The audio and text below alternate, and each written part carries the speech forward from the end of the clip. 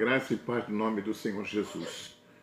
Hoje, nossa live, nós estamos falando sobre a transfiguração de Cristo. Vamos ler o texto que encontra-se em Marcos capítulo 9, verso 2 a 9. Assim está escrito: 6 dias depois, tomou Jesus consigo a Pedro, Tiago e João e o levou a sós à parte, a um monte alto. Foi transfigurado diante dele, e as suas vestes tornaram-se resplandecentes e sobremontamente brancas, como nenhum lavandeiro da terra poderia alvejar. Apareceu-lhes Elias com Moisés, e estava falando com Jesus. Então Pedro, tomando a palavra, disse: Mestre, bom é estarmos aqui, e que façamos 3 tendas. Uma será tua, outra para Moisés e outra para Elias.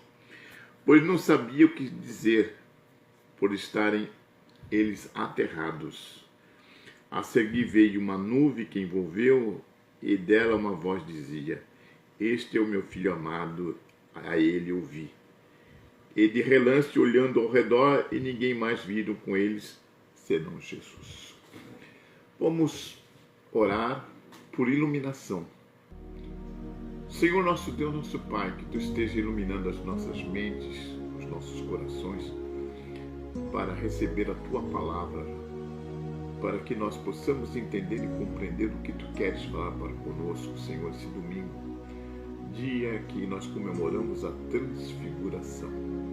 Seja conosco, aumenta a nossa fé, unja-nos com Teu poder, em nome do Senhor Jesus. Amém.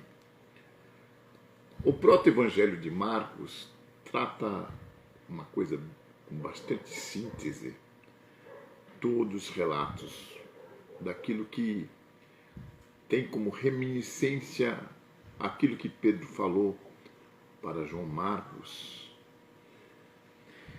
E aqui no texto fala uma coisa muito importante. Após 6 dias que Jesus falou sobre a ressurreição e sobre ao discipulado e a cruz, ele leva os 3 testemunhas, Pedro, Tiago e João, para um monte. Nós não sabemos qual é o monte, mas lá ele foi para que pudesse ter um contato especial com o Pai. Nesse momento, o Senhor se transfigurou diante dos 3.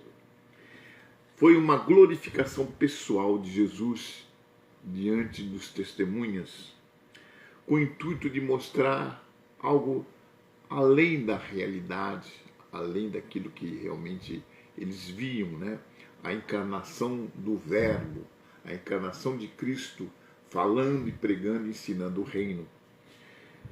E, dado momento, as suas vestes estavam claríssimas. Qualquer alvejante que nós temos moderno não poderia alvejar daquela forma que os discípulos de Jesus viram. A grande resplandecência, que não era uma resplandecência das vestes, mas do próprio Senhor Jesus para com as vestes. Foi algo magnífico, algo que eles não entenderam. E dado momento, apareceu 2 personagens. Apareceu Moisés e Elias. Moisés, no pensamento judaico e na toda a cultura judaica, representa a lei. E Elias representa os profetas. E eles estavam conversando com Jesus. Nós não sabemos o que estavam conversando, mas os discípulos ficaram atônitos, ficaram impressionados com o acontecimento. E eles não sabiam o que dizer, principalmente Pedro, que era mais desembaraçado, e falou: Senhor, é bom estarmos aqui porque nós estamos vendo coisa maravilhosa. Então nós vamos fazer uma tenda para ti, outra para Moisés, outra para Elias. Mas ele não sabia o que está falando. Fazer tenda significa estar junto, estar em comunhão com essas pessoas. Aí o que ocorreu, apareceu uma nuvem e envolveu a todos. Dentro dessa nuvem apareceu uma voz: este é o meu filho amado, ouvi. E dado o momento, quando dissipou aquela nuvem que representa a presença de Deus, só apareceu o Senhor Jesus.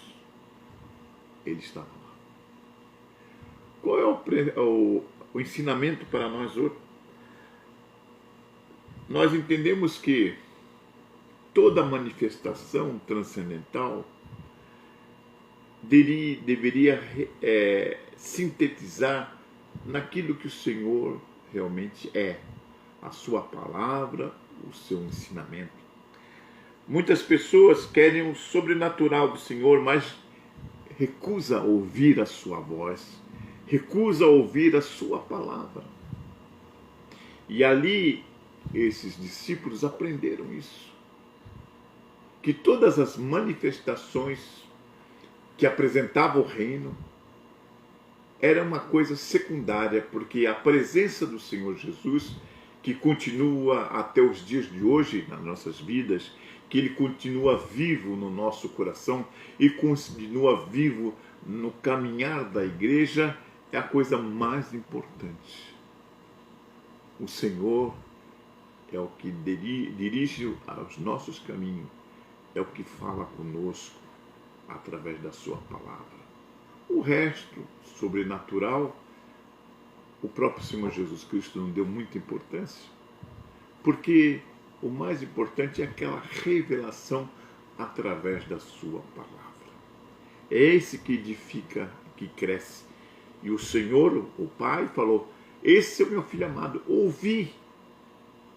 Então a importância maior é ouvir a palavra de Deus, é caminhar segundo os propósitos de Deus e não apenas ver as modificações, o sobrenatural, a transfiguração. Isso é coisa secundária.